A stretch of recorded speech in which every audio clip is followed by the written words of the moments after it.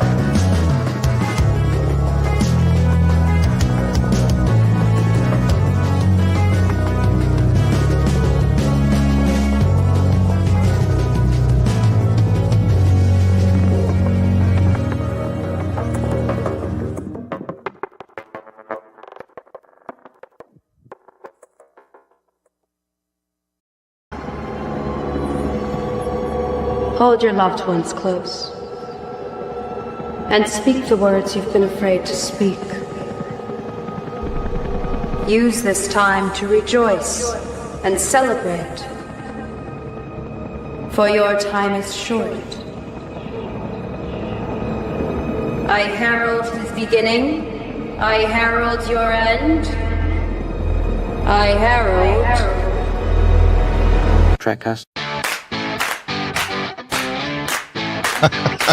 The galaxy's most unpredictable. That was pretty good. I like that. Yeah. Very, very unpredictable. Very unpredictable. Sandwiches, bears, dogs. Those are predictable. If you watch dogs the are. you know that those things are a big part of the show. that's right. That's That's But right. good morning. Welcome Good to morning. Trekcast. Good morning. Galaxy's most unpredictable That's Star right. Trek podcast. I'm Dan. That's part of Fantastic Four. So I'm Dan. That's Daniel. That's Scott. We're the guys. We do this. right. Hello. Chaz Biz is here too. That's I right. see him. Right. It was Doug. What's up, Morning, Doug? Oh, Giorgio, that was perfect. Great. I'm glad people liked it. Thank you. Yeah, that's great. I spent all of like 4 minutes making that. So Nice. A lot of work. Nice. 4 minutes longer You than got- Dan and I did. You gotta put the work in if you want to put out a quality product. you Tell us gotta all put about the it, work Dan. You and I will tell them all about how much prep work we do for the show. in. People ask me sometimes when when it comes up in conversation that I have a podcast. They're like, "Oh, how many followers do you have?" I don't know. How many episodes have you done? I mean, we've been doing it for years. A lot. How many Somebody else downloads? asked me, how do you do a Yeah, I don't podcast? I said you click on a link. Yeah. Daniel sends me the thing, and I click on the thing, and then I talk about the stuff, that's right. and then I'll be honest with you. Half the time that we're talking, I forget we're doing a produced podcast. Mhm. Like I just think that we're just three dudes. produced. Yeah. Which is a very loose Produced. term. I just think that we're just three dudes talking about Trek. Yeah. Oh, is this getting broadcast somewhere? Somewhere out there. Okay. Yeah. All right. I mean, the three people that have told me they like the show, that's that's what they've said though that they like about it is that it's just three guys Stuff. talking about stuff. Yeah. Yeah. Yeah. So Well, that's good. We have a small niche audience of 3 guys. So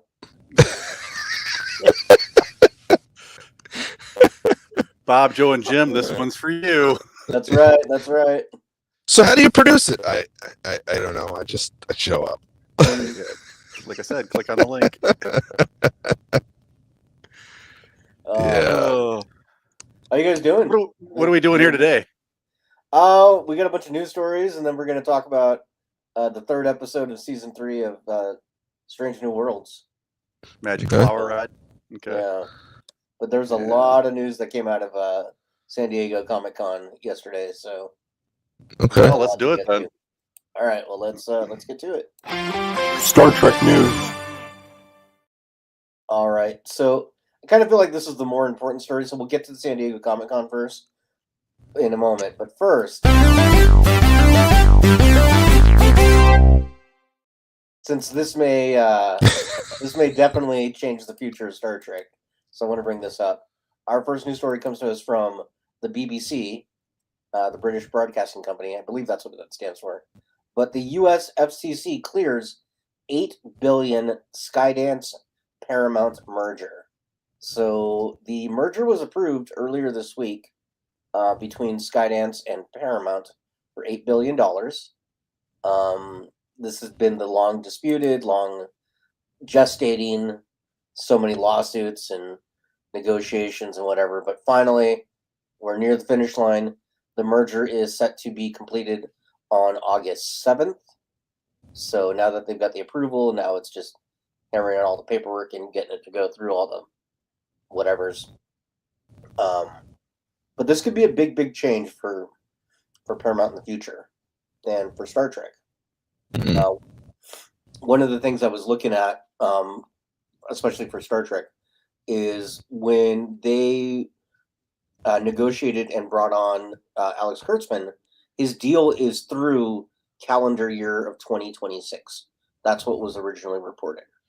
So we have him the rest of this year and all of next year. There has not been any discussions about re-signing him yet, at least not publicly. And when he signed for, it was like an 8-figure deal, 9-figure deal, something like that. So he made a lot of money. So I'm not saying I'm hoping this happens. I'm just putting this out there that if they decide they want to go a different direction than this upcoming Starfleet Academy that we just saw a teaser for, they could totally Batgirl that thing, and we will never see it. I wondered if that would happen. I have a feeling it's possible. Yeah. So, I mean, Warner Brothers has shown them the way to save money. They need to save money. Yeah. So, right. Yeah. And a lot of the decisions they've made leading up to this merger have been to save money. Yep. You know, regardless of what the talking heads on the internet will tell you, Stephen Colbert's show is not profitable. Right. Yes, it was the #1 late night television show, or late night talk show, but that means you were the least non-profitable, of all of them, of the 4 or 5 or whatever there are. Right. You know. Yeah, Kimmel, Fallon, Colbert, they're on their way out. Yeah, it's a dying thing. You know, young people don't stay up late to watch talk shows. They just don't do that. They watch the clips. They watch the clips the next morning while they're sipping their coffee. I couldn't tell you the last time I watched late night television. Yeah. You know, and this idea that the president had him canceled. It's like, come on, man, just stop. It's possible, but it also, But there's not a shred of evidence. No. Not a single shred. What I'm getting to is TV is evolving anyways. Right? Yep. The whole business model is evolving. You cannot do these giant contracts anymore. They're just not sustainable. So there's even, we've been saying this for years, but even Paramount Plus, people have been talking about it needs to merge with somebody else because the streamer itself just doesn't make enough money to be around. So we will see what they do, but Skydance has probably got some interesting ideas that we know nothing about yet, and we will hear about soon. So there you go. It's just such an unpredictable time.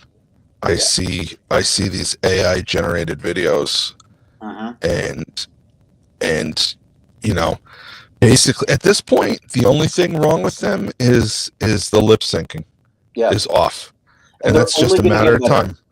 It's just a matter of time. Yeah. You know, I think back to 3 years ago, just 3 years ago, or 2 years, whatever it was. We were putting in text-based prompts. Show me a picture of such and such. Yeah. And it was spitting out the Elephant Man in a Starfleet uniform, right? Yeah. And now we're weird. Yeah. And it was mediocre. It was hit and miss. And now, we're getting photorealistic. I mean, Jesus Christ! I looked at photos this morning of Ozzy Osbourne's funeral, and then I'm like, oh, that didn't actually happen yet. Yeah. Which on the other hand was once I realized that they were AI generated, that's incredibly disrespectful to to the family to digitally create a funeral before it even happens. I mean, what are we doing? Yeah. I'm glad you brought that up, part of that up. And if I can have 30 seconds on kind of a soapbox here about AI. And I want to say that I predict it now. So you guys can archive this, that Scott predicted this now, because I've talked about this before about, when we talked about this before, I think I said in 10 years, we'll be able to say, hey, ChatGPT, I want a 42-minute long episode of Star Trek Deep Space Nine, season 8, episode 1, and maybe give it a few, and I said in about 10 years, we will not be able to distinguish it from I want it in the original aspect ratio. I want it great. I want it to look exact. I want to be able to watch What We Leave Behind, and then the next episode, and not know that I transitioned to anything. And I think that's going to happen in 3 years or 2 years. And not only is that going to happen, you're going to be able to say, give me period specific commercials during the breaks. Right, exactly. And and whatever you want ALF season 5, you're going to get ALF season 5. Now here's, and we've talked about this before. What we haven't talked about, I don't think, is the legal ramifications of this. I think in the next 3 years, there's going to be a giant news media legal kind of thing where every headline is going to be based around, should I, as an individual consumer, be able to tell ChatGPT, let me see Deep Space Nine season 8, episode 1, and will it allow me to do that? Will it allow me to use somebody else's likenesses in the safety and confines of my own home, not broadcasting? Okay. No. You know what's going to happen? It's going to be like our theory about the replicators, right? You can say, hey, I want to see these public domain characters in a show, and it'll do it. But hey, I want to see, Star Trek combined with, the xenomorph aliens. It'll be like, oh, great. Do you want to pay extra to unlock those characters? Right. But there is going to be a Napster area. There's going to be this like Napster time where it's going to be a free for all. It's for sure. Going to be, and that's, we might be in it now. I think we're at the beginnings of it, and I wish I could figure out a way to make money off of this prediction, because that's what I predict. I predict this is going to happen. You're 100% right. Well, the whole crux of the situation is you're not allowed to make money off of it because it's somebody else's stuff. Well, I wish I could make money off of knowing the future that within the next 36 months, this is going to be the biggest headline, of AI. So what you need to do, you need to create the AI Napster and then sell it to somebody else before the law catches up. That's it. Right. Yeah, I need to figure out what. Yeah, exactly. We need to figure out what we can do before the law catches up and make our millions that way. Don't worry. A rising tide rises all ships. So I'll raise. Remember, everybody, this is not financial advice. It's all entertainment. The thoughts expressed by the hosts of Trekcast are not necessarily. That's right. Hey, if you want to get out of the ground floor, go to Trekcast.com and go to the merch section and get some merch. The more money Trekcast has, the bigger we'll get. We're going to be out of a job because it's going to come to the point where it's just going to be 3 AIs talking to each other about stuff. I mean, it'll start small. It'll be like, oh, Dan's not here today. He's got a karate tournament in Albany. It's like, all right, well, engage the emergency Dan. The EDH. The EDH is online. Dan hologram. We have done enough shows that there is already a program where you can feed it a bunch of episodes of a podcast and it'll spit out an AI one. So yeah, we've done enough that we could do that. All right, well that's it. Yeah. Yep. Scott's done. Yep. Scott's done. All right, well, let's get to the next story because as long as we're still here, at least. So our next story comes to us from Entertainment Weekly, and they have got some previews of the new Starfleet Academy show, which was they sent out a trailer yesterday. Yeah, Dan was very excited about this. We got a bunch of screenshots from it because if we show the trailer, Paramount goes nuts. But one of the big things that has been much discussion on the internet is one that we were talking about in our Facebook group, and I think Dan knows what I'm getting at, is this lady, this character. Our this is we don't know the name of the character yet, but she is a Jem'Hadar Klingon hybrid. Is that true, or is that? They have said that, yes. They have said that. Okay. They have said that, yeah. And if you look at her, at her uniform there, the little patterning on that you see like on her chest and neck and all that, they're Klingon emblems. Okay. So, I had so many jokes for that I wanted to put on the Trekcast page, and none of them didn't, and not by design, but none of them didn't sound kind of racist. So I decided, no, all right, Kirk, I'm going to leave that alone. Yeah. Yeah. But I think one of them was that I had to clean up quite a bit, but I'll give you some Ketracel White. Give me your Ketracel White. Oh no. Well, of course, Scott, your mom watches the show. I know.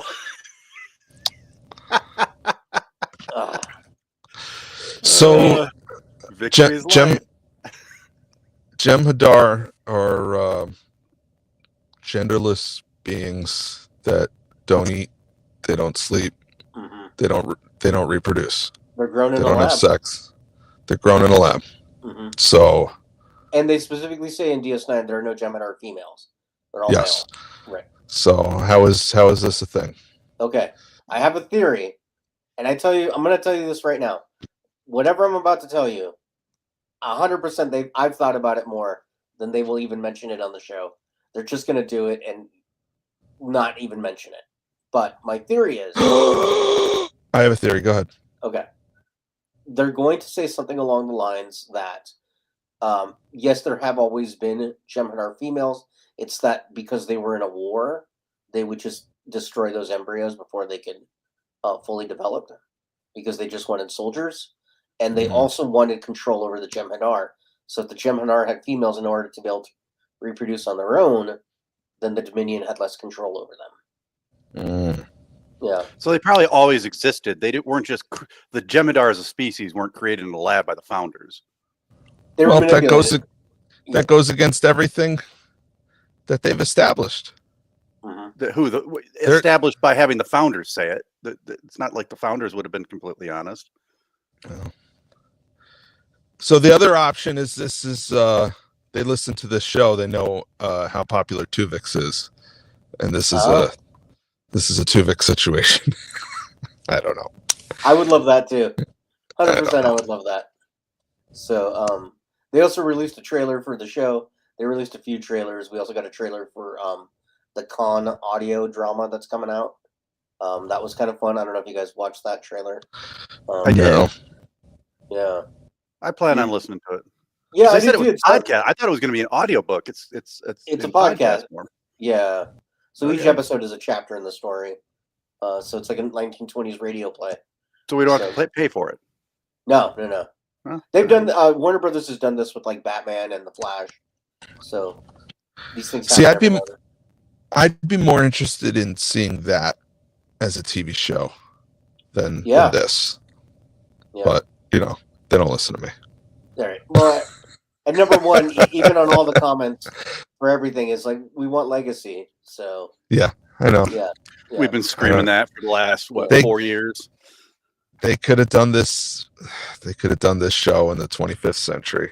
Right. And continued the story that everyone's interested in. Instead, we're getting Discovery season 6 or whatever. I don't know how many seasons of Discovery were there. 5. There's 5. So this, 5. This is a Discovery spinoff. So Yep. What do you guys think about the Doctor? Oh yeah, he's in there. And how do you think they're going to explain his? I think a simple. I'm glad that Did I I was lose about you to guys? say Bob Picardo, but I'm glad Robert Picardo is going to be in it, and they can explain it away with a 1 or 2 liner, and that's fine with me. But I did have a theory about what Doctor this is, and I think a lot of fans have come up with this theory about that is not the original EMH that went home with Voyager. That's the backup copy they got left behind on that planet where they did I don't remember the name of the episode. It was like a season 4 episode where he gets reactivated, and it's the one where they think that Voyager was like this warship, and the Doctor in the was museum. In the museum, exactly. Yeah, and then it that's like 300 years in the future, and then the events happen during the episode, and then they go like another 300 years in the future, and then they talk about how the Doctor became their medical czar or whatever, and then curiosity made him want to go to the Federation. Yeah. Oh, I think that's him. Yeah. So we have a comment real quick. Let me see. There's that. So warning, nerd alert, Yeah.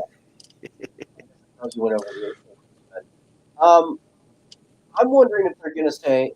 Granted, they could just say, "Oh, I updated my look, so that's why I look older." I wanted to be more in line now that I'm 900 years old. But I wonder if they're gonna say that they put him in one of those Picard bodies. They transfer the hologram into the body. So now he ages. Yeah, I can barely hear you. I don't know if it's you or me. No, it's him. He always gets muffled when he's scrolling. Yeah. Hello, can you hear me now, Dan? Yeah, you're great now. Okay. Yeah, so I was saying, I wonder if they're going to say that they put the Doctor in a Picard body. Yeah. So there's so many different things could be going on here. This could be the Doctor we know from 7 years on Voyager. This could be the Doctor from the Delta Quadrant, the backup version that Scott was talking about. This could be any number of holograms that were scrubbing the pattern buffer or mining dilithium or whatever the last time we saw them. Or this could be all of them. At some point, they decide at some point after Voyager returns and they determine that this guy is sentient. All those copies of his program, they just merge them together. And that's this guy. That's this guy right here. I like that. It's all possible. It could be that they just say, "Oh, it's the Doctor from Voyager," and never mention it again, and just keep going. Yeah. They'll have to explain his aging. They'll have to say that he decided that he wanted to look more like his contemporaries, or something. Yeah, he didn't want to be known for having like vampire syndrome or something. Or there you go. Yeah, it's like Data said in All Good Things. I thought a touch of gray would add an air of distinction. Yeah. All right, and then our next news story comes to us from CBR, Comic Book Resources, and we're Is that what that stands for? Yeah. Oh, okay. Yeah, we are getting an update on Strange New Worlds Season 4. So, according to Anson Mount, he posted on Instagram the other day, they have wrapped Season 4. They're already done shooting it. Yeah. So I look forward to seeing that 3 years from now. That's right. If ever. If the new Paramount doesn't mothball it, just say we got to background this one. We need the tax breaks. So, so they have wrapped. Also, on Instagram yesterday, I think it was yesterday, they had the Star Trek panel at San Diego Comic-Con, and Anson Mount did not make it, and he posted a video on Instagram. I saw that. He did not make it because they just had a second child. So, yeah. Oh, okay. Okay. So congratulations. Yeah, to they the were Mount talking family. about that. Yeah. On they were talking about that on he was on Michael Rosenbaum's Inside of You. That was a really good interview. I suggest anybody check that out. But so I've been following the San Diego Comic-Con a little bit because the person who moderated the panel for Garrett Wong when I went to a couple weeks ago, Mm-hmm. her name's Katie Nicolau. She's actually a meteorologist for their local Channel 6 Lansing affiliate. Yeah, so we met, and I actually met her over at the Star Trek booth. Very cool, very energetic, and so I started following her on Facebook. So she's at the San Diego Comic-Con, going to all the panels and stuff, and it sounds like there's a lot of awesome energy there, and just a lot of cool panels and guests and all that kind of stuff. So she's been giving updates on her Facebook page and said everything's really, really great. But yeah, Waiting Games wants to know: do you think they'll show Pike's eventual fate on Strange New Worlds, or will they leave it open? They'll show it. They'll show it.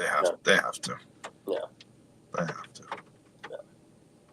So when you make small talk with a meteorologist, do you guys talk about the weather or? I made it a point. I made it a very clear, concise, specific point not to mention the weather at all. Yeah, I couldn't. I wouldn't be able to help myself. I'd be like, come down in buckets out there, and just be like, oh, you got this high pressure system and this low pressure. Yeah.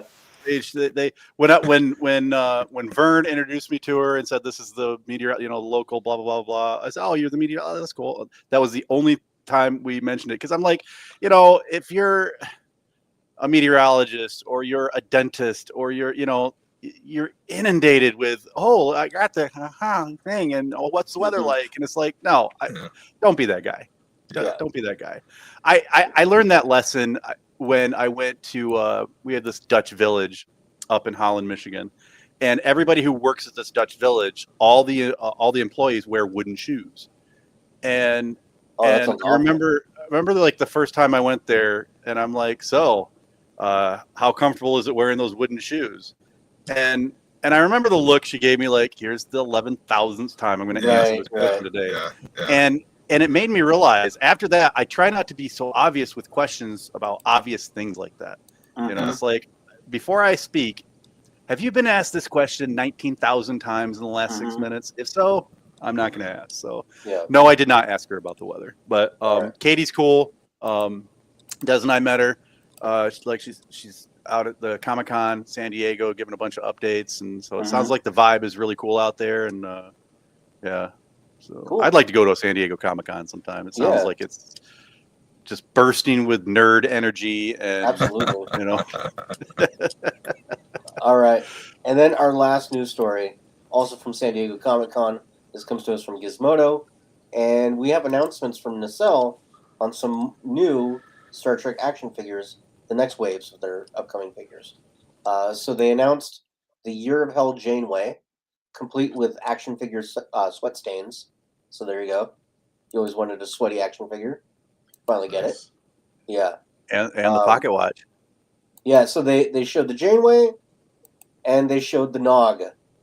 Nice. This will be part of Wave 2. So these will come out sooner than later. So that's very cool. We also have got a preview for Wave 3 and 4. So Wave 3, we're going to get pretty much the original series. Okay, that's completely the opposite of what they said initially, but what we want. Well, remember they said they got a bunch of feedback, and so that made them change things. So we'll be getting Kirk, Spock, McCoy, all the rest of them, and then Wave 4, we're gonna get a Cisco. Okay. And a black and white Tom Paris apparently. But the one people, You're also going to get a certain Beverly that's what I was about to say. Posted about. Yeah. Did you get that thing that I sent from Gates McFadden? Oh, man. Yeah. Oh man. We're gonna get the Stub Rosa. Nana was getting a little dirty. Yeah. We're gonna get some ghost busting for sure. Oh boy. Yeah. It's gonna be some ghost busting, all right. And it's gonna come with the candle, she says. Yeah. Yikes. Yeah. She's like, I ain't afraid of no ghost. I hope that when you order the Cisco, they send you a thing that says, your Cisco may arrive tomorrow. Your Cisco may arrive 400 years from now. It may have already arrived. That's right. Been here yesterday. Yeah. That's funny. So I'm looking at the Tom Paris. That looks like it's Captain not Tom Proton. Paris. It's Captain Yeah, Proton. Captain Proton Tom. Okay, and I wonder if you think the figure's probably going to be black and white. That's what I was going to say. Like, will it be? Yeah. I kind of hope so. But I'll have to ask Robbie McNeil about that. yeah, ask your buddy. Yeah. See if he knows. Yeah. Give Robbie a call. Can you I'll just give text Robbie him a call. now? Yeah, I can. I'll just text him now. Okay.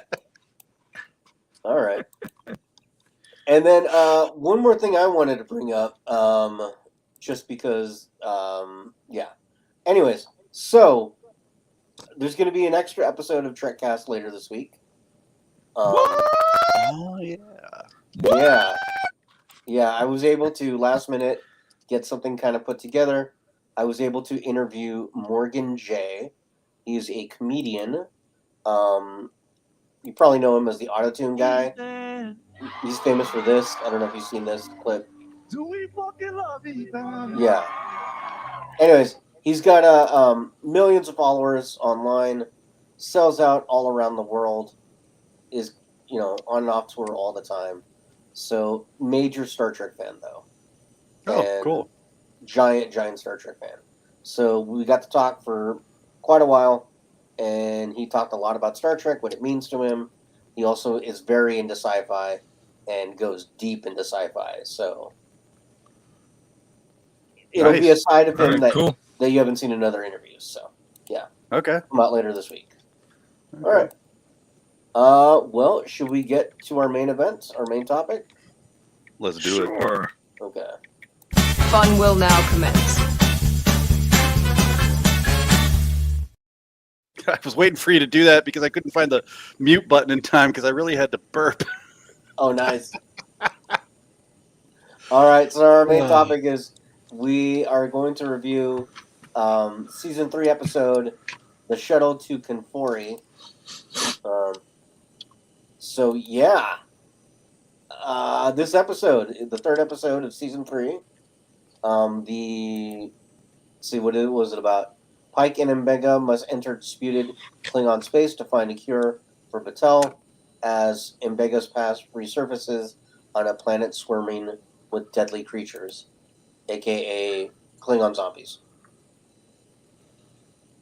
Yeah. Okay. Yeah. Scott, it doesn't sound like you liked it. Well, I see a pattern. They go dark humor, dark, and not like dark humor, but they do a dark episode, then they do a funny episode, they do a dark episode, and it looks like next week's might be kind of a funny episode. That's what it looks like, yes. So there was a lot of cool stuff in this episode. A lot of, I'll get to it as we go through the episode, but the very first thing is, so we're doing an episode about a magic flower, and this is the, only this flower. Haven't we seen this before? Maybe in Batman. Trek, but okay, Batman, we've seen it. Yeah. So a magic, the Crimea, and the name sounded familiar. The Crimea flower. Crimea was an episode of Deep Space Nine where Odo encounters another changeling. Right. A changeling that was not part of the Great Link. And so that was the only other thing I could find with Crimea in it in Star Trek. But I think Crimea is a former Soviet country that was annexed by Russia a few years ago. What was the flower called? Yeah, that's true. I don't remember what was it called, man. Was it not called the Crimea flower or the Crimea River is yeah.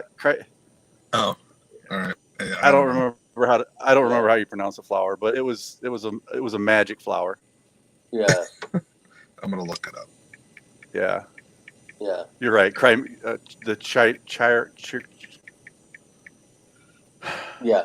Anyways, so they got to find the flower. Apparently, it's the only way to cure Captain Bechtel because she is still dealing with the Gorn. Apparently, Spock's cure did not work. It was more of a Band-Aid than a cure because that Gorn DNA is bushy, so she's got to receive this only treatment.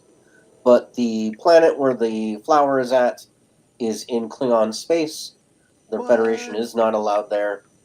What? And yeah, and if they go there, it's an act of war or a giant violation, however you want to put it. Yeah. Major problems. Yeah. Yeah.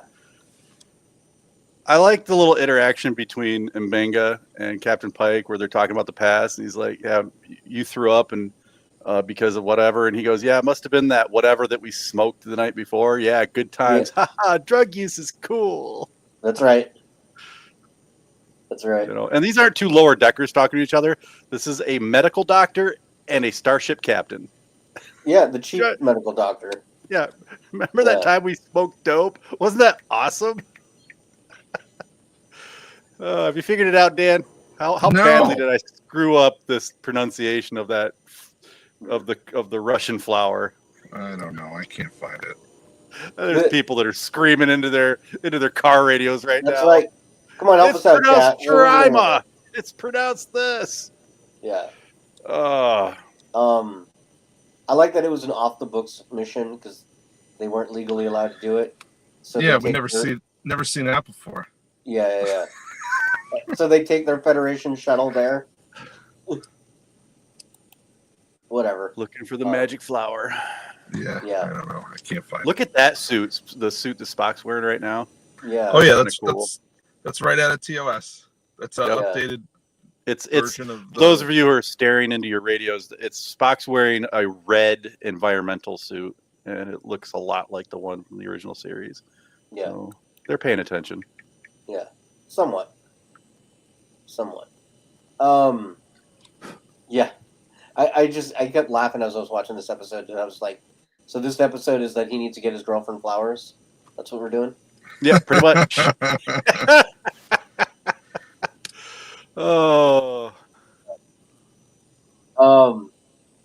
Yeah, so there's also like a subplot with Aegis now kind of acting up and a little bit more ornery and I don't know.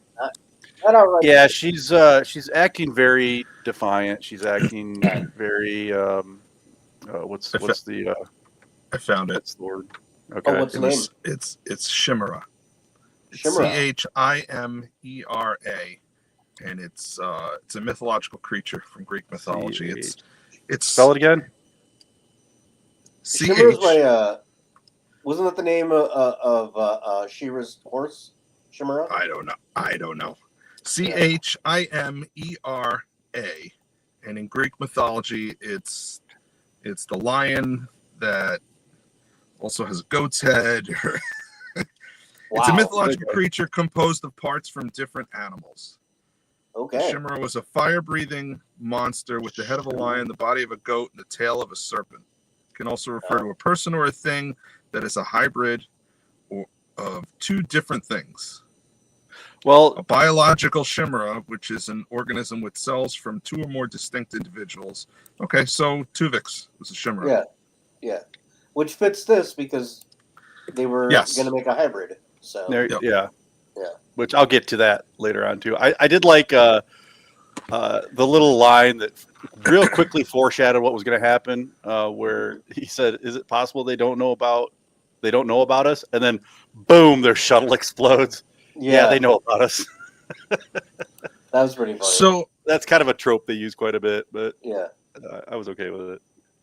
So, while I was looking that up, you guys were talking about Erica Ortegas and her insubordination. There you go. That's the word I was looking for. Here's the thing. This started before her Gorn experience. Yeah. There was an episode where she was questioning everything that Pike was saying. And there was a point where he turned and said, "Erica, enough." Yeah. You know, he basically turned to her on the bridge and said, "Shut the fuck up." And I don't remember if that was in the regular timeline or if that was in a now erased timeline. I think that might have been the one where Pike from the future came back and was guiding present Pike through the it was the episode where it was the same situation from the TOS episode, except Pike was in command and not Kirk, and because of that things played out differently. Yeah. So I don't know if that's because in that timeline, in that point on the timeline, she had already been infected with whatever the Gorn infected her with that's affecting her now, or if she's just always had a hint of insubordination in her, and her recent experience is bringing that to the surface. I don't know. I guess my whole point is that we've seen a little of this before. This is not something. I'd like to go on record saying I really like Ortegas. I think she's awesome. She needs to be court-martialed for that. Yeah. Yeah. That is a and I don't know what the hell Una was thinking, just letting that crap slide. Maybe it was the fact that her hair was so tight in that ridiculous. I've got that in my notes. That ridiculous. Don't ever do her hair like that again. I hated it. I couldn't stand it. I mean, it looked like, if you want to cut it, go ahead and cut it. If you want to pull it back, go ahead and pull it back. Do not put it in that kind of bun ever again. But the anger over women's hair. I don't have anything else to say about that. Yeah. Yeah. One thing I only get passionate about the important issues. Okay, Daniel. That's right. One thing I thought was funny is when they were like trying to be like quiet and whispering, and I realized, man, M'Benga when he whispers, man, is almost unintelligible. Yes. Yeah. It's really hard. I had to throw on the closed captioning. But it ends up they get the flower. They run into a Klingon who has been chasing M'Benga because she wants to fight him and kill him because he killed her daddy. Yep. Yeah. And she's not necessarily mad that he killed her dad. It's that she wanted to kill her dad or something like that, right? Right. Yeah. He and again, remember, he's hard to understand. The dad was the ambassador from last season. Yeah, but the female Klingon was played by Christine Horn. She's been in a few things. I think she's great. I think she's lovely. Yeah. I remember her in a very specific episode of The Good Doctor, but I have one nit about the costume. It didn't have a boob window, and I was a little disappointed in that. No, it did not have a boob window. And as we all know as Star Trek fans, a good female Klingon uniform has a very distinct boob window. A boob window brings honor to the house. A boob window brings honor to the house. So you're anti-hair buns, but you're pro boob window. I'd like to go on the record as saying just that. Anti-hair bun, pro boob window. That's right. And I got to, if you know Christina Horn, she was definitely up for the challenge of that. Yeah. Okay. So, hey, I can be racist and sexist all in the same episode. I think Chad's rubbing off on me. Oh, no. It's in the basement. So, she did a great job as the character. I liked her. Yeah, I really did. I like when she stabbed Pike and incapacitated him so that she could fight M'Benga. Right. He fell down. He's like, yep, walked right into that one. Yeah. I wonder if they did let him it felt like he ad-libbed a few lines as opposed to like in character said things.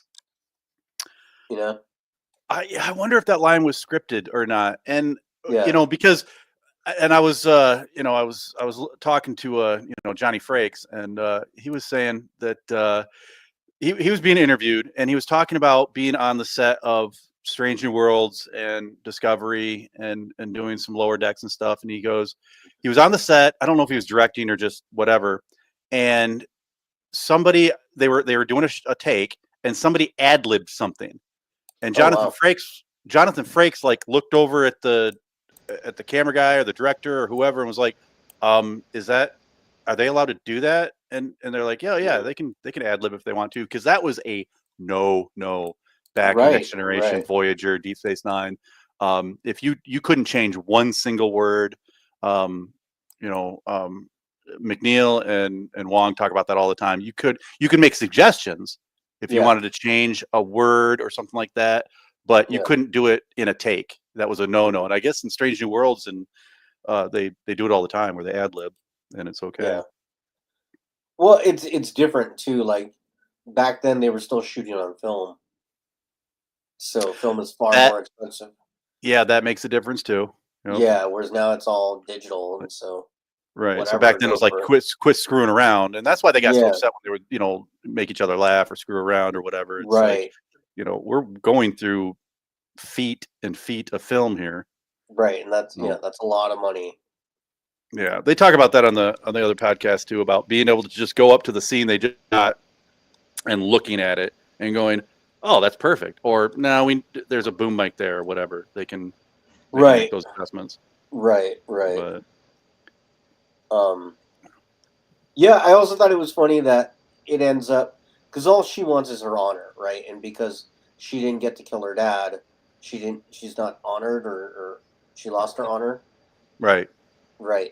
So it ends up that they get to a spot where they're surrounded by the zombies, and they ended up making a deal, not necessarily like a negotiated deal, but it's a situation where she is able to fight off the zombies so that Mbega and Pike can get out of there, and so she gets to die with honor like she wants, and Pike doesn't get it, and he's like, what does it matter, like no one's gonna know, and Mbega says like, I'll know and she'll know, but right, that's enough, which is interesting to me that Pike didn't quite understand that, but I guess he's not a fighter like that.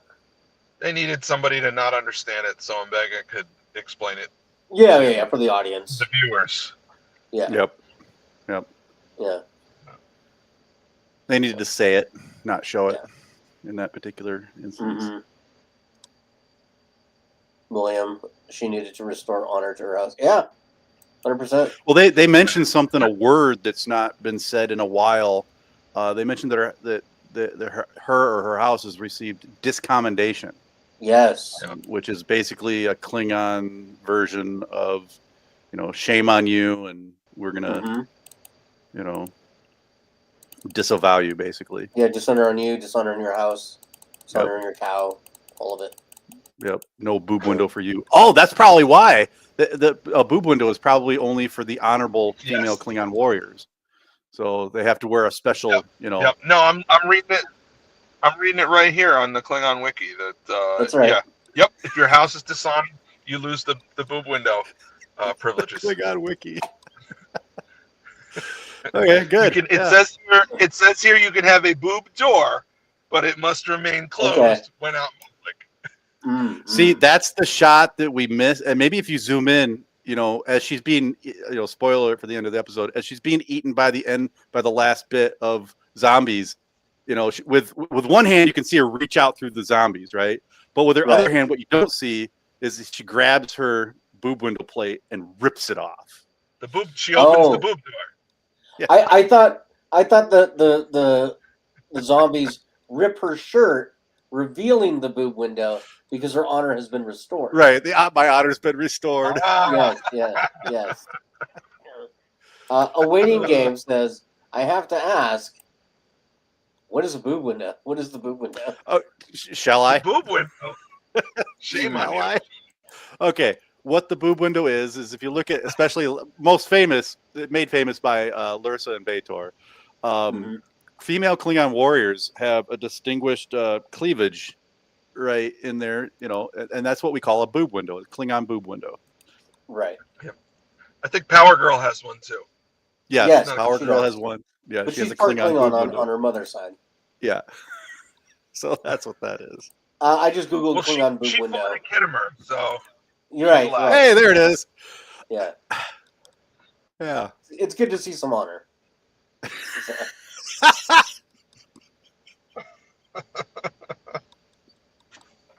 That's too glorious, honorable.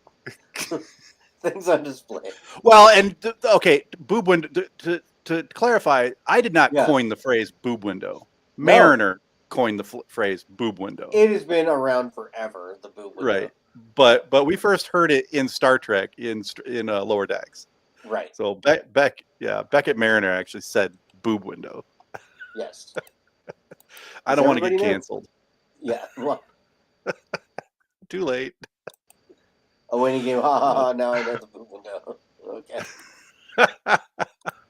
Well, we're here to educate, not Yes. just puns. No. Yeah. Oh, there's Battelle. Yeah. So did you guys like the episode? Did you not? What? I gave it a solid 5.5. And that's the thing. Oh, that's another thing I was going to bring up. I think at the end of these, before we go into listener feedback or during, I think we should rate the episodes of whatever we watch. Okay. So whatever we give, I give the episode a 5.5. So out of what? Out of let 10? me ask you guys. Out of 10. Yeah, I'm gonna give it a 5 out of 10. But I want to ask you guys a question after Daniel gives his rating. Okay. I'll give it a 6. Okay. Yeah. So did either of you see the new Jurassic Park movie? No. Yes. No. Yes. Okay. So spoiler alert, just in case. I did not see it. But a picture that keeps floating around on the internet, and I don't know if this is a scene from the movie or if this is a joke that somebody made a meme about, but it's like Scarlett Johansson and she's like half lizard. Is that actually in the movie? It's a joke. It's a joke. My friend saw it. I asked him about it. It's a joke? Okay. Yeah. It's a joke. Yeah. Okay. But because I'm watching this episode, the last 2 episodes, and all I could think of is Battelle with like half lizard face. Yeah. And in the back of my mind, I'm worried. I'm like, oh, is someone going to complain that they copied Jurassic World? But again, this is actually a prequel to Species. This is a prequel to the movie Species. Okay. That's the origin. I'm glad you brought that up, though, because Captain Battelle. So she's got Una's blood. She's got she's got Russian doll chimera pollen. Right. And she's got Gorn DNA. Oh yeah. Okay. Starfleet doesn't need to be worried about Khan. They need to be worried about her. Yeah. I just want so. Well, bad. we brought this up last week. I don't think you were here, but I brought up how, she was the prosecutor in Una's case last season, trying to drum her out of Starfleet because she's genetically modified, and now here she is. She is genetically modified. Right. No, I wasn't here, but I listened. I'm a fan of the show as well, Okay. so I listened to the episode. So how in the Fantastic Four, the Human Torch says "flame on" and then the fire's there, right? Yeah. I want her to say like "scales on" or "lizard on." Oh no! Turns into a lizard person. What's what is Fantastic Four? What is that? I don't know that. I'm not familiar with that. It's that a part TV of show? the thing. That's right. That's right. It's the 4 basic food groups when you eat them all. It's a DC show. They work with the Justice League. That's right. Okay. Yeah. Okay. All right. Did you both see it? Yeah, I did. Yeah. Should we get a listener feedback? We can talk about Fantastic Four. Sure. Yeah. What'd you think? Well, I like it. Let me get to the feedback. Hold on. I think you're on a. Listener feedback. I think Dan's on a 3-second delay. Yeah, I think so too. And he went away. Okay. Well, let's replace him. Oh, jeez. Just like that, huh? Yeah, just like that. Wow. Where's Chaz? Where's Chaz Oh, I'm sure he'll be coming soon. Yeah, so Fantastic Four came out. Dude, I liked it a lot. Yep, I did too. I'll give it an 8 out of 10. Yeah, I could see that. Yeah, it was a lot of fun to watch. And Dan's got a heart out soon too, so I don't know if he'll be coming back. But, here okay. he is. Okay, here we go. It's slowly loading up. As soon as you fully load it up, then I'll get him. Okay. There he is. Yeah, we like Dan when he's fully loaded up. That's right. I can't hear you, Dan. I don't hear you at all. He's just talking. Nobody can hear I know.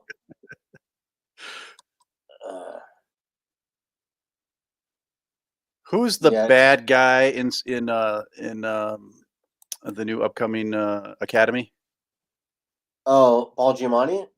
Yeah. That's what Dan kind of looks like in that just a second ago. He looked like Paul Giamatti. I don't think so. Dan, you don't have any audio, buddy. We cannot hear you.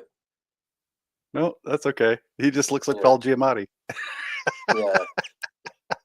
Oh, poor guy. That's poor guy.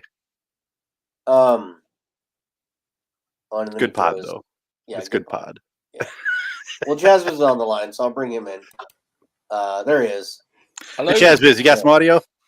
Yeah, I got some audio. I hope. Okay. Good. So, your audio always sounds good, so we're good. Good. Did you watch the Fantastic Four? Not yet. Oh man. Tomorrow's the day, so. Yeah, it was good. On my wife. Was it good? Yep. Yeah. It was good. What about the stingers at the end? How many? One, two. There's two. There's two. The middle one is the important one. The one way at the end is just kind of for fun.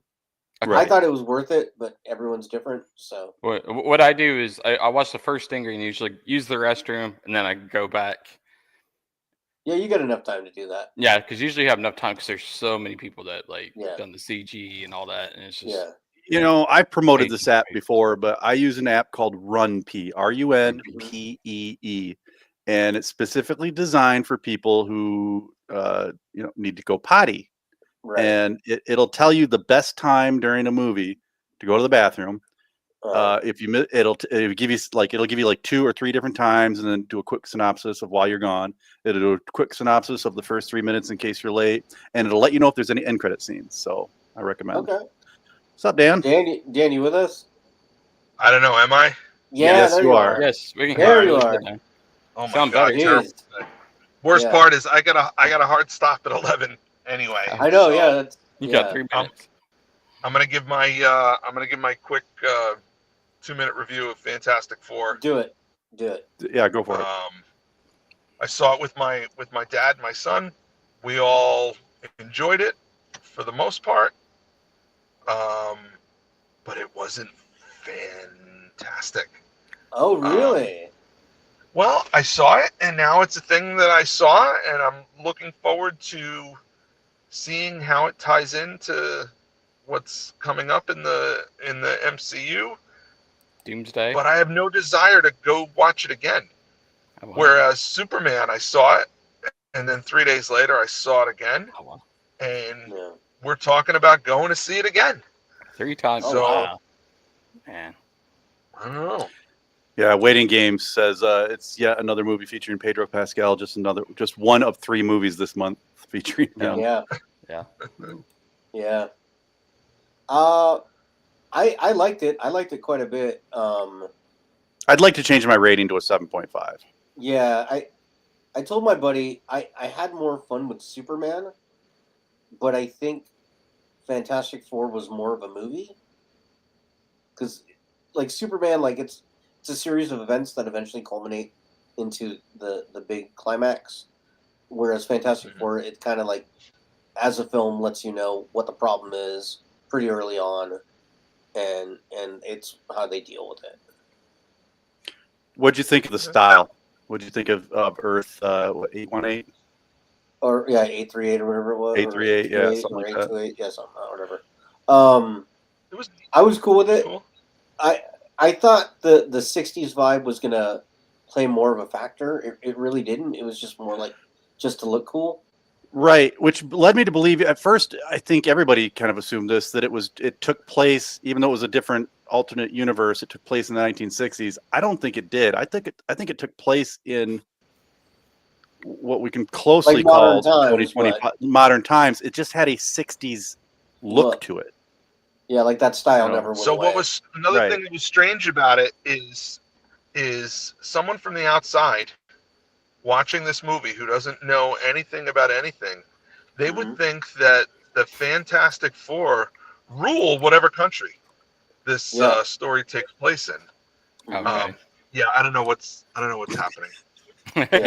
That's funny. But I'm running out of time, so I'm just gonna run with it. We didn't see the mayor.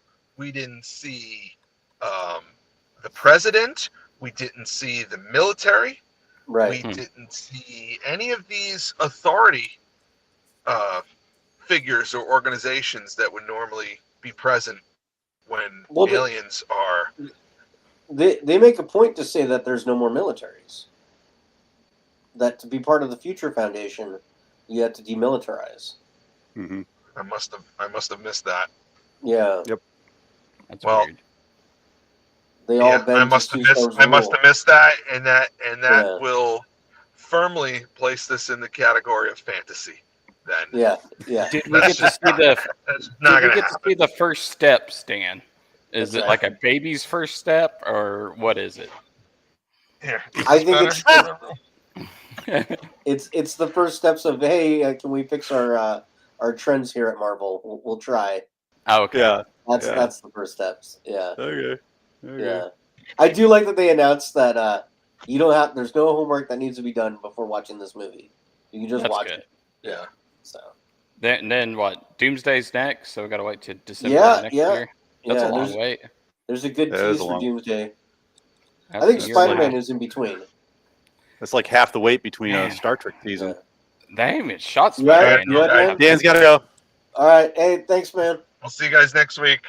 All right. See you next week. Out. Bye. I don't even think they have a script for Spider-Man, do they? They're going to start shooting like in a week or two. Man.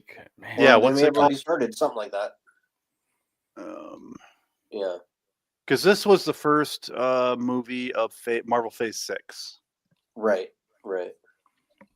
So Phase 5 was awful. and they've already announced after Secret Wars, we're getting a reboot. Oh, are we? Yeah. Really? Oh, okay. Well, they're not calling it a reboot. They're calling it a I mean, everybody's kind of aging reboot. out, so. Yeah. Because you got to that's think. the thing, yeah. Chris Hemsworth's going to be damn near 50, and. Right. Chris Evans retired, and right. all your major characters, you can't lead it with, the B characters. Right. So you have they're not going to be around forever. Yeah.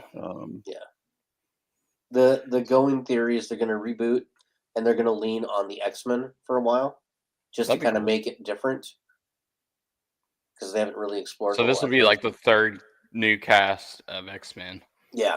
No, actually, well, right now they're going to have for Doomsday, it's going to be a team up with Avengers, New Avengers, and I heard the original X-Men. Like yeah. They got Ian McKellen and Rebecca Romaine and the guy who played Scott Summers. I'm excited about that because I'm a big Cyclops fan. They left out Wolverine. They left out a couple of big like Storm. What's his name? Alan, the guy that played Alan Cummings is coming back as Nightcrawler. Alan Cummings. Yep. Yeah. He got in trouble for letting it spill that he has a fight with the Fantastic Four. Oh, okay. Uh-oh. Yeah. He was in an interview and he's like, yeah, we were shooting just the other day and I had to fight Pedro Pascal, and we're like, should you be saying that? No, he was not. Yeah. Spoiler alert for Fantastic Four. Spoiler alert for Fantastic Four if you haven't seen the movie. Chaz. Okay, never mind. Yeah. I forgot that Chaz hasn't seen it. But, I was gonna say, what are you doing? He hasn't seen it yet. Yeah. Well, he knows that Robert Downey Jr. is going to be. Oh yeah. Okay. Yeah. I mean, what's funny is I don't think you can really spoil it for me because it's one of those things I kind of know what's going to happen. Well, you know that this movie takes place in a different universe, right? Yes. Okay, well, definitely tell it's then not. That eases my mind about Robert Downey Jr. being cast as Dr. Doom. Yeah. See, it does not for me. It more so for me. Like I'm like, okay, if they do it this way, then I guess I think that's the problem with the multiverses is you kind of mess everything up in a way. Yeah. Because you got all these different variants of everybody else, and it's I just hope they bring back Madam Web. Oh God, the movie Madam Web, your lips to God's ears. Yeah, You just want Sydney Sweeney back. That's it. So. Yep, that's right. I'll take that. I'll take that. Yeah. Yeah. And then who's the hot girl? It was Hawk Girl, whatever her name is. She was in that movie too. Oh, Isabella Merced. Yeah. Yes, she's Yeah.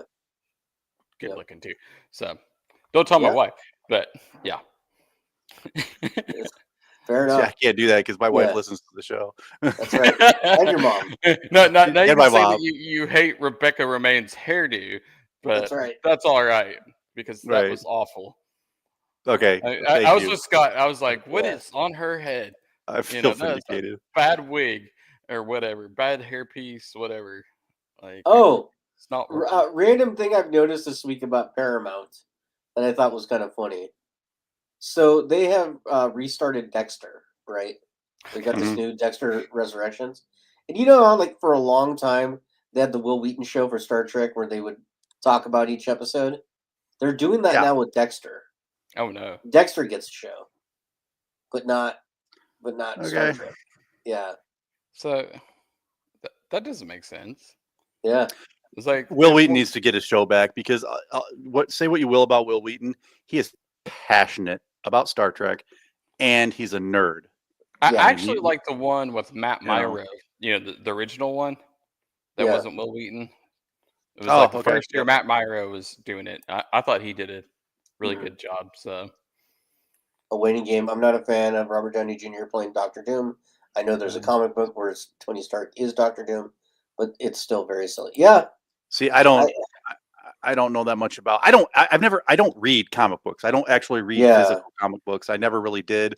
You know, that was for people who had money when they were kids. And I don't. I wouldn't even know where to start. Like I'm a huge Superman fan. I've got a few Superman comics, but it's mostly just like I'm like a dog. You know, like this is pretty, or like a baby. Like this is pretty, but I don't follow storylines. I wouldn't know where to start.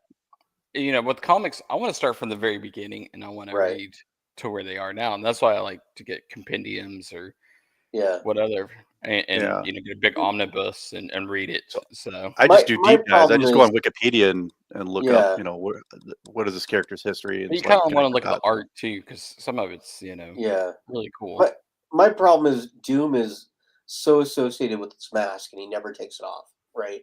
Yeah, but you're not going to pay.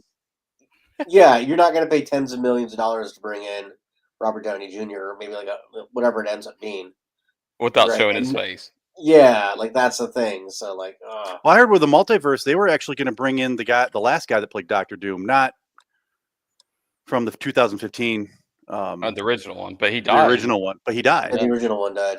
Yeah. So did Hulk Hogan. Just recently can't have an MCU Hulk Hogan. Man, what do you think about Hulk Hogan, Daniel? Me? Yeah. That's a big one.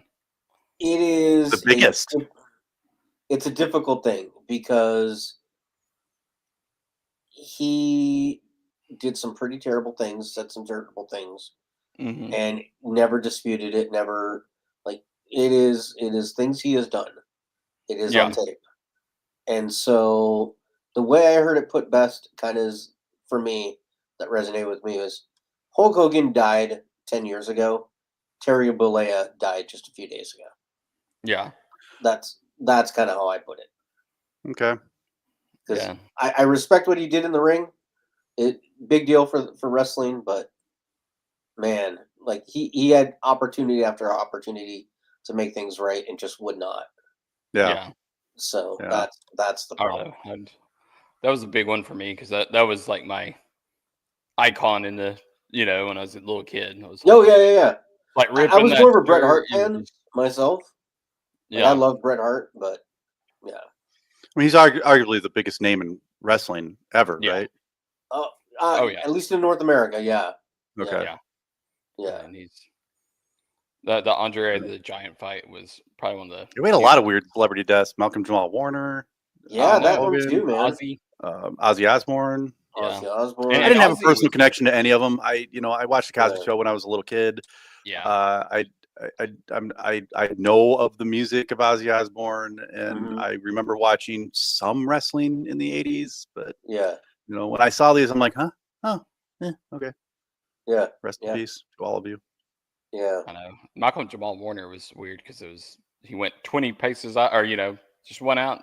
Undertow got him and couldn't get back. So. Well, one of the things I read too was about they were talking about how these celebrity deaths affected you, and what was the last celebrity death that really really affected you, and I thought about that. I mean, what was the last celebrity death that really affected you guys? And I thought about it for me, and I'm like, I couldn't. Grant Imahara was the last celebrity death that really that was affected me. That was the only one that I can think of where I had a visceral reaction. I had an audible reaction where I read it and I was like, like that. Yeah. Any other? I've never had that. And for those who don't know, Grant Imahara, he was on MythBusters, right? And he was one of the secondary MythBusters on MythBusters, and those are the kind of celebrities that I look at. Yeah, I don't know who would really strike me like that. Like, yeah. 45 years from now, when William Shatner dies, I'll probably be like, huh. Another one that hit me really hard was Aaron Eisenberg. Yeah, because he was doing that podcast. He was doing that Deep Space Nine podcast. With Sirach and another guy, and I was listening to that show at the time, and then all of a sudden, boom, gone. Yeah. And Desiree Bouters, is that how you pronounce it? She says Anton Yelchin. Yeah, Anton Yelchin. Yeah, that was a tough that one. was especially when somebody dies young. Young and in a franchise that is close to my heart, and it's kind of like when Robin Williams died. That was a big one too. That may be the last big one for me, because Robin was like such an icon in the 80s, 90s, and then just took his own life, and it's really sad. Yeah. But I mean, they're it's just like anyone else, man. They're people, and it's weird when they say celebrity deaths come in threes, and it's really weird when it happens. Yeah, because just this week, like 3 major celebrities passed. Yep. So and Chuck Maglione, the musician. Oh, that's right. Grant played Sulu in Star Trek Continues. That's right. Thank you. I forgot about that. It's funny because I watched that. Didn't we watch that recently? Star Trek Continues? No, we watched a couple fan. Was it Renegades, or it was one of them? Yeah, no, we watched Renegades. Yeah, I heard. Oh, that's right. Renegades were good. The one we watched was pretty bad. Yeah. Yeah. All right. Well, what was worse, Renegades or this past episode? I've never seen Renegades. What's the one we watched? Yeah, what's the one we watched? I don't know. Remember. It is the one that had Walter Koenig and everybody else. Yeah. Remember, he got the crew together, and it ended up being like Section 31. Yeah, it was like the Section 31. Yeah, we just recently watched it. It was very memorable for me. It was so clearly we loved it. I started a podcast, its own separate podcast, just based on that. You're doing a minute by minute, so that's each right. minute, frame by frame. Yeah. Okay. Each frame of a beautiful masterpiece. Yes, that's right. You gotta make sure this podcast lasts at least 10 years. Yeah. Someday they're gonna do a podcast on this podcast. Like, welcome to Trekcast, where we go through every single archive episode of Trekcast. I've thought about that. Like, I'm your AI host, Dan Strongbeard Jazzbiz. Like when there's not Star Trek shows and we're like, oh, what should we do this week? I've thought about like, let's review other Star Trek podcasts. Oh, that'd be kind of fun. That could be kind of fun. Yeah. I'm involved. I mean, I'm not involved, but I comment on other, Trekcast, or there's one called Keeping Up the Kardashians. Yeah. And there's a few of them. And I watched the Delta Flyers. That's pretty good. Although they had a rocky start. Yeah. But that's all podcasts. They all kind of they all kind of gel together. Yeah. It takes a little bit, and then once they figure out the formula, it's kind of like this one. Like when you guys took over from, David Thomas Ivy, like it took you a couple weeks, months to gel. Years. Yeah. And all right. Well, we should probably be wrapping it up. Okay. Back next week with another episode. A holodeck episode appears like. We already know what it's kind of about. What do you think of the Muppet episode coming? I don't know if that's an episode. It could just be a teaser. I hope it's just a teaser because please don't be Muppets. Like they did, and it took me. I racked my brain. I'm like, why does this look familiar? Why does this sound familiar? Why? And then I realized that they did an episode of Legends of Tomorrow, DC's Legends of Tomorrow, where they showcased an all Muppet crew. Yeah, or all puppet crew. Yeah, and it was a universe that it was all puppets. Was it Buffy or Angel? One of them did a Muppet show one time. Okay. So I mean, I could see Community doing that, like a show like Community, but not. I don't know, Star Trek. Like we already had a crossover with the cartoon, which actually worked out, which was funny. We all loved the musical episode, and ever since then, let's just go crazy. People will love it. Yeah, let's not do that. Yeah. I was like, I know you added zombies this week. Yeah. And the other thing, Pike's girlfriend. Yeah. Right? Captain Girlfriend. Yeah. She's okay. Like the menagerie when Spock takes Pike back to the planet. Yeah. Do you think that's going to be Batel? Do you think he's going to take her to that planet? He takes a different girl. I know he takes a different girl, but do you think they're going to retcon it and change it to Batel? They could, because they've retconned a crap ton of stuff. Yeah, they can do whatever they want. They're having holodecks next week. Because they built up her character so much that her turning into a Gorn, I don't know. Mm-hmm. Yeah, they're going to retcon the TNG relics. Yeah. Where Scotty shows up and he's going to be like, Lottie, I was on a holodeck 100 years before you were born. That's right. That's right. So, all right. I think I just lost all of our Scottish listeners. Yes, yes. Which is funny because your name's Scott. So that's right. Yeah. Yeah. But I'm not a Scot. But... Yeah. Right. Yeah. All right. Well, we'll be back next week, guys. We'll see you later. All right. Take care. Yes. Okay. Bye. This is Captain Benjamin Sisko of Deep Space Nine and Space God to the Bajorans. I have a mission for you. This falls outside of Starfleet guidelines, so I can't order you, but I'm asking for volunteers. Volunteers who will subscribe to the Trekcast YouTube channel, leave 5-star reviews on your podcast app of choice, and share Trekcast across your social media accounts. If we can make our audience bigger, we might have a chance against the Dominion. Are you ready? Subscribe, like, and share. Are you with me?